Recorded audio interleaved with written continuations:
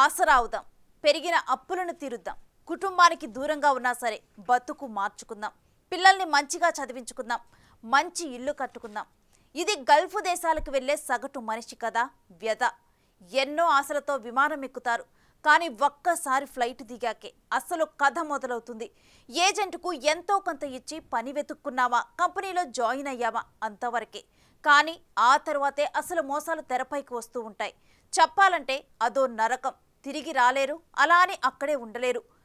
ఏ కుటుంబం కోసమైతే వెళ్తున్నారో చివరికి ఆ కుటుంబానికే దక్కకుండా పోయే పరిస్థితి.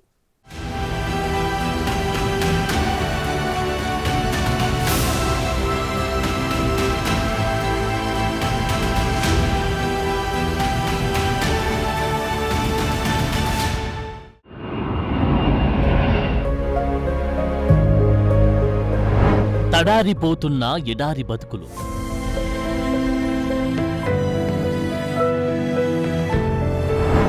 నరకానికి నకల్లుగా గల్ఫ్ దేశాలు.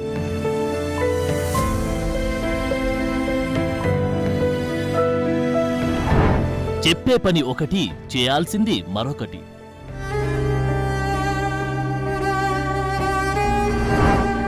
ఏజెంట్ల మోసాలు, కంపెనీల్లో కష్టాలు.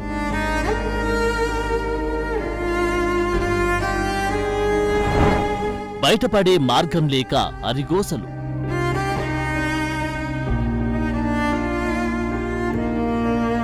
అవును, ఈ గల్ఫ్ కష్టాలు ఎన్నటికి తీరవన్నట్లుగా పరిస్థితులు మారిపోతున్నాయి. బాధితులు ఒక్కరొక్కరుగా తెరపైకి వస్తూనే ఉన్నారు. తిరిగి వచ్చేద్దామనుకుంటే తిరిగి పంపే పరిస్థితి లేకపోవడంతో ఎడారి దేశాలకు వెళ్లిన బాధితులంతా వీడియోల రూపంలో తమ గోసను అందరికీ పంపుతున్నారు. బతుకుపై ఏదో ఒక ఆశ, ఎవరో ఒకరు తమను కరుణించకపోతారా అన్న చిన్న ఆలోచనతో వీడియోలు పంపుతున్నారు. పొట్టకూటి కోసం దేశం కాని దేశం వెళ్లారు. మరి అక్కడ చెప్పిన పని ఒకటి, చేయాల్సింది మరొకటి. ఎక్కువ పని గంటలు, తక్కువ జీతాలు. ఆరోగ్యం బాగలేకపోయినా పని చేయాల్సిందే. జీవితంపై అన్ని ఆశలు వదులుకోవాల్సిందే అన్నట్లుగా గల్ఫ్ దేశాల్లో ఉపాధి మారిపోయింది.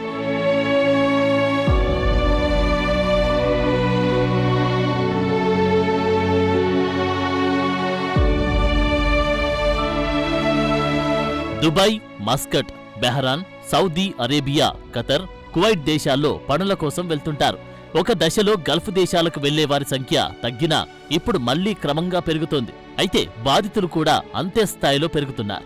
ఒకరిని చూసి మరొకరు ఎడారి దేశాల బాట పడుతున్నారు. ముఖ్యంగా తెలుగు రాష్ట్రాల నుంచి వెళ్తున్న వారిలో చాలా మంది బాధితులుగా మిగిలిపోతున్నారు. కోనసీమ అయినా, కోరుట్ల అయినా ఒకటే కథ, ఒకటే వ్యధ. ఉపాధి వేటలో 4 డబ్బులు ఎక్కువ సంపాదించుకుందామన్న ఆశతో వెళ్తున్న వారికి చుక్కలే కనిపిస్తున్నాయి. ఇటీవలి కాలంలో బాధితులు వరుసగా వీడియోలు పెట్టడం, తమను కాపాడాలని వేడుకుంటున్న ఘటనలు పెరుగుతున్నాయి. ఓసారి వారి వివరాలు చూద్దాం.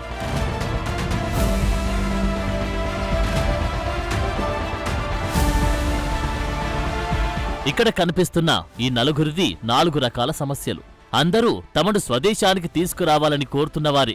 అయితే ఇందులో వెళ్దామన్నా వెళ్లకుండా అడ్డుకుంటున్న కంపెనీలు ఉన్నాయి. కాంట్రాక్టు ముగియలేదని చెప్పేవారున్నారు. తిరిగి రావడానికి చేతిలో చిల్లి గవ్వలేని వారున్నారు. ఇంత చేసి ఎడారి దేశాలకు వెళ్లి చివరికి ప్రాణాలు దక్కితే చాలు అనుకునే పరిస్థితి దాపురిస్తోంది. ఎంతటి దారుణమిది! కోనసీమ జిల్లాకు చెందిన జ్యోతి అనే మహిళ దుబాయ్లో నరకయాతన అనుభవిస్తోంది. చావుకు బతుక్కి మధ్యలో కొట్టుమిట్టాడుతూ తనను రక్షించాలంటూ సెల్ఫీ వీడియోలో కోరింది. రోజంతా పనులు చేయించుకొని సరిగ్గా తిండి కూడా పెట్టడం లేదని, జీతం కూడా ఇవ్వడం లేదని చెప్పారు. ఆరోగ్యం బాగలేకపోయినా పట్టించుకునేవారు లేక ఇదిగో ఇలా చివరికి తన గోడు వీడియో ద్వారా వెళ్లబోసుకుంది. దయచేసి వీడియో చూసి పెద్దలందరూ సహకరించి సహాయం చేసి ఆదుకోండి ప్లీజ్. ఈ వీడియో చేసిన తర్వాత నేను ఎలా ఉంటానో ఏంటో నాకే తెలీదు.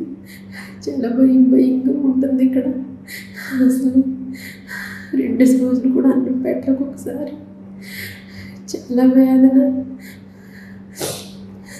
దయచేసి సహాయం చేసి నన్ను ఆదుకోండి ప్లీజ్. నన్ను ఇంటికి తీసుకెళ్ళండి, నా బిడ్డల దగ్గరికి సహాయం చేయండి. పెద్దలందరూ కలిసి సహాయం చేయండి. సో చూశారుగా జ్యోతి ఆవేదన. తన ప్రాణం నిలిస్తే చాలు, తన బిడ్డలను స్వదేశంలోనే ఏదైనా పని చేసుకుని కాపాడుకుంటా పిల్లల దగ్గరికి తీసుకెళ్లండి అని కోరుకుంటుంది. బిగ్ టీవీ ప్రసారాలకు ఏపీ మంత్రి నారా లోకేష్ కూడా రియాక్ట్ అయ్యారు. సమస్యను తమ దృష్టికి తెచ్చినందుకు ధన్యవాదాలు తెలిపారు. జ్యోతిని స్వదేశానికి తీసుకొస్తామన్నారు. ఇక్కడ జ్యోతి కథ సుఖాంతమవుతుంది. ఎందుకంటే పెద్దల దృష్టికి వచ్చింది కాబట్టి. మరి మిగతా వారి సంగతి?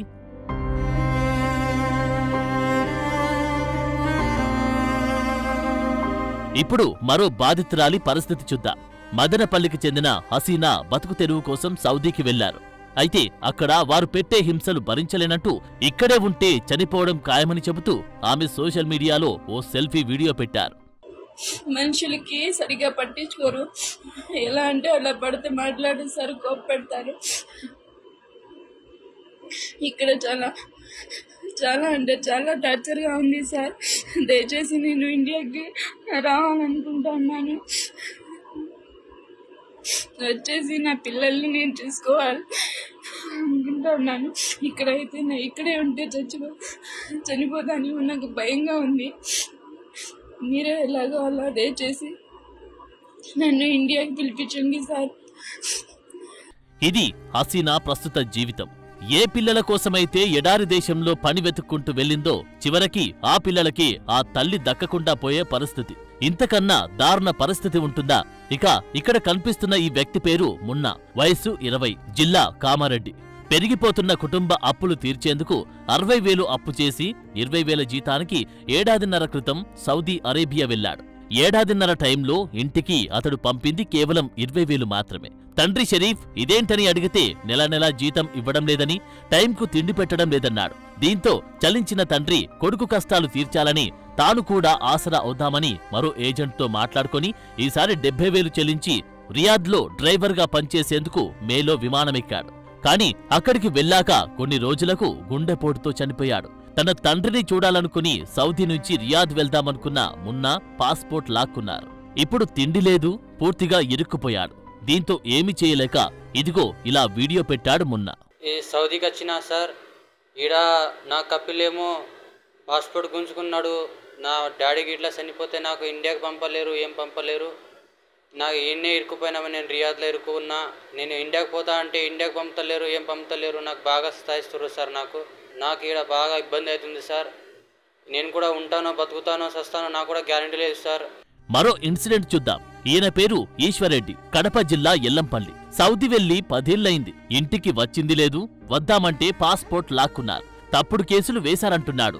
ఇంటి దగ్గర భార్య పిల్లలు బిక్కుబిక్కుమంటూ గడుపుతున్నారు.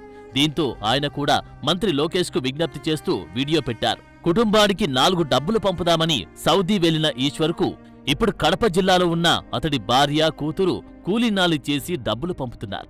ఇంతకంటే ఘోరముంటుందా? లోకేష్ సార్ గారు నన్ను ఇంటికి తీసుకువెళ్ళండి. 10 సంవత్సరాలైంది సౌదీకి వచ్చి. 10 సంవత్సరాలైంది పిల్లలు విడిచిపెట్టి సౌదీకి వచ్చి సారు ఏదో రకంగా నన్ను ఇంటికి తీసుకెళ్ళండి సారు. మా సౌదీ అతను కేసు వేసిన నా పైన. పొలిటి చనిపోతే పంపిలే పొలిటి చనిపోతే మీ కపిల్ కడిగిపోండి అంటారు సారు. ఏదో విధంగా నన్ను ఇంటికి తీసుకెళ్ళండి సారు. లోకేష్ గారు సారు ఏదో రకంగా ఇంటికి తీసుకెళ్ళి సారు. మా ఇండియాకి పంపించేలా చూడండి. మా నాన్న లేకపోతే మాకు తిండి, బట్టలు వేసుకోవడానికి బట్టలు ఏమీ లేవు. మా నాన్న ఉంటేనే మాకు బాగుంటుంది, లేకపోతే మాకేం బాగుండదు.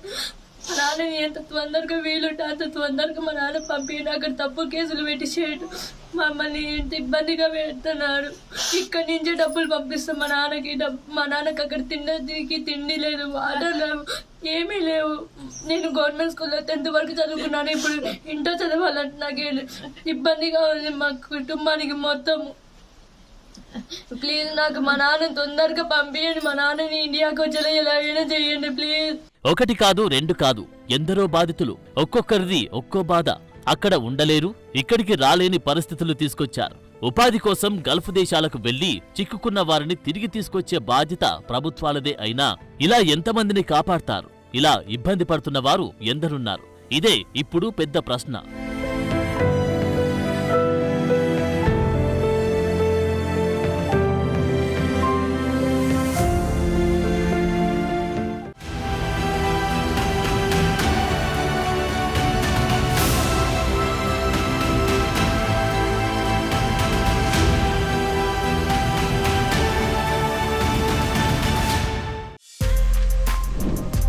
For more videos like this, subscribe Big TV channel.